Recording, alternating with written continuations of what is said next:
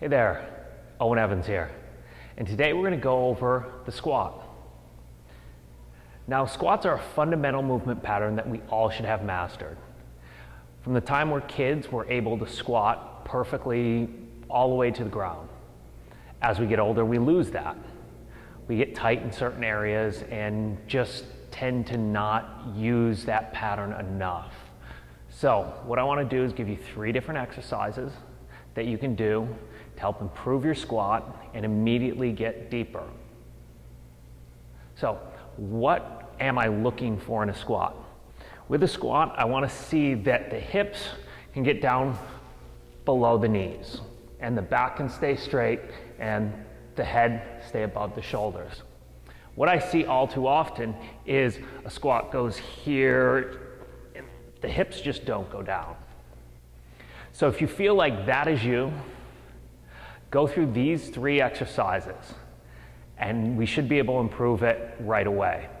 First thing, hip flexor stretches.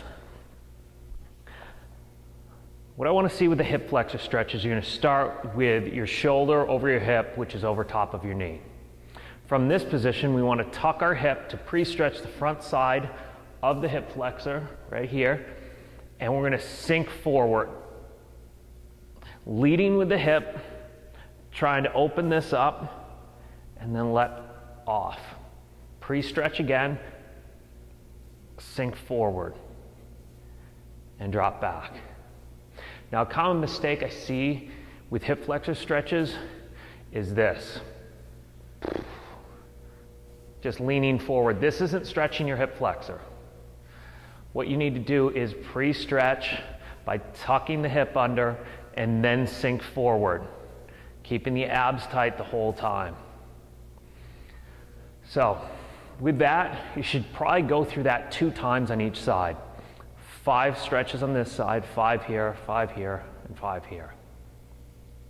After that, a good way to work on hip and ankle mobility is to do rockbacks. So you're going to be down on your hands and knees. Your toes are going to be pulled under. Knees are about the same position you'd squat in, and so are your feet. So your feet are just slightly inside the knees.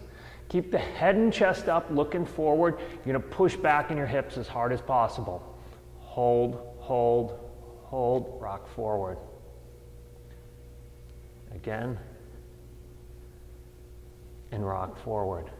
So when we're holding, we're looking to try to put some pressure on the ankles and into the hips to help mobilize them a little bit more.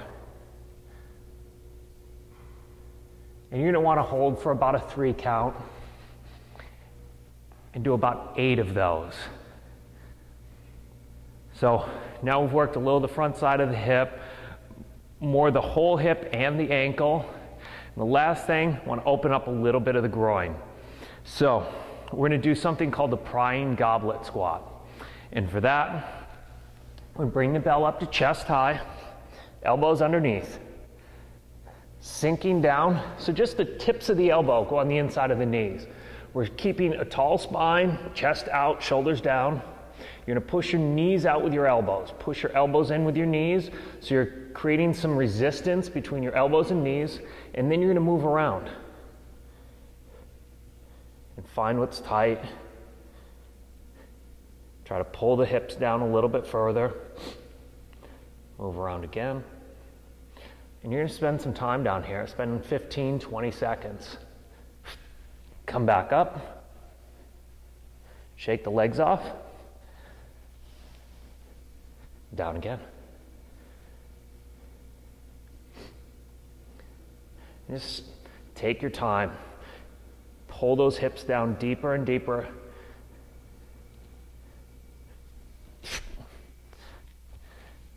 And with that prying goblet, you probably want to go through that 3 times, where you're spending about 15 to 20 seconds at the bottom each time.